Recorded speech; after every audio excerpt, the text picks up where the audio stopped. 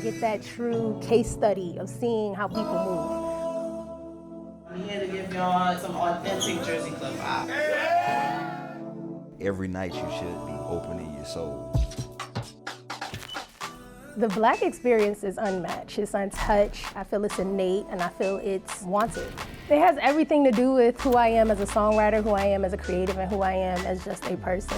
It's for sure in the essence of who I am as an artist.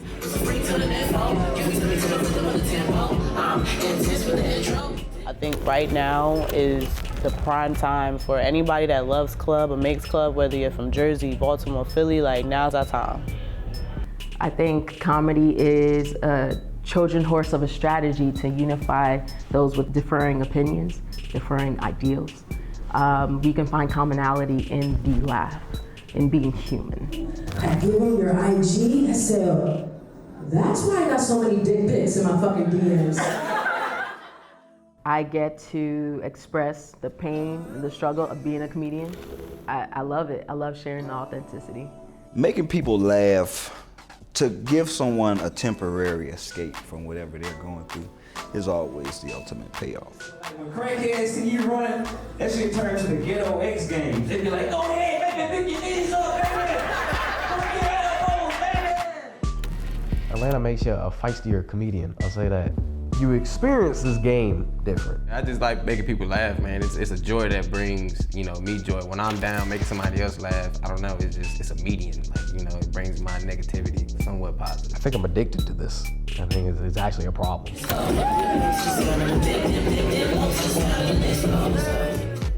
Thanks to TikTok, right now you can't scroll without hearing a Jersey Club song. A lot of people come out to celebrate, Black dance music. I think it's such an important part of culture, and it doesn't really get its due.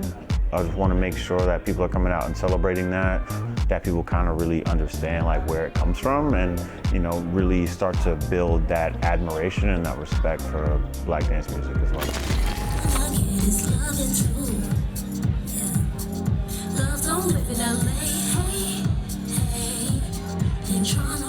It actually took me a very long time to recognize that songwriting was something I was going to pursue. I always knew I wanted to be an artist, a performer, but it took me a long time to recognize that all the ideas that I tried and attempted for myself that weren't for me could actually be for someone else and have a life of their own. For me to know a song is done and it needs not to be touched again, I would say time. It takes a little bit of time, or somebody who I trust their ear.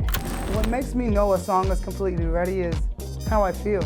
Melody-wise, I usually go with my first instinct. Every time I've ever tried to go against it, I just wind up back where I started. So I go with my first instinct. My sound is climactic, rambunctious, energetic.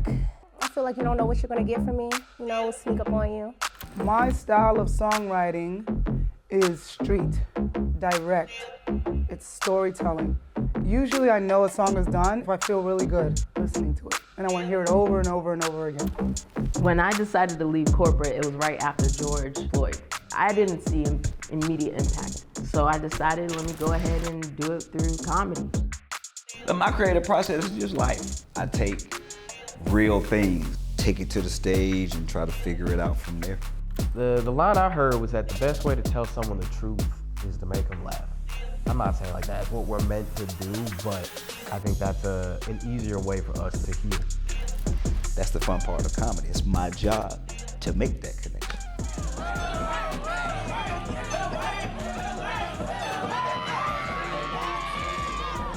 When it comes down to dancing, it's hand in hand. Dancers help promote music. They are usually the first to really show people how or what you can do to a song. They just come up with so many different ideas before the artist even gets a hold of what's going on. These dancers are already taking the songs and giving it a whole new life. I feel like a lot of Black people don't even know that dance music was started by Black people, so there's a lot of education that has to happen.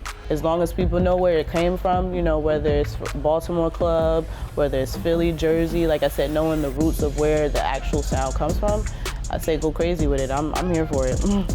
As music progresses and access to new artists and all those things also increase, dance music will find its way and find its audience always. I started DJing in college, so I started doing radio. So like from radio, college parties, house parties, and all of that, but really building a sense of community. And every day I wake up, I'm like, I just want to keep going at it. We'll go from here to here. It's a range. Like you never know what you're gonna get. But I love instrumentals, beats, and I love good music. So it's just there. It's innate. It's in me. It's what I grew up listening to.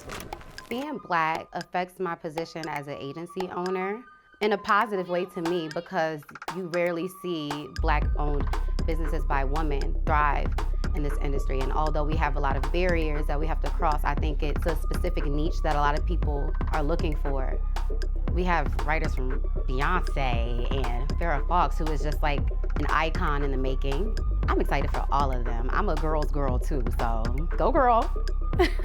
What you love, other people might gravitate to, so just do you. Comedy is something that you just can't do here and there. It's really a leap of faith. I think if you just keep going and you just trust yourself, you should be able to do it. Be yourself and be consistent. Everything else is just really up to the universe, but as long as you're putting the work in and you're being authentic to who you are, you can't lose, honestly.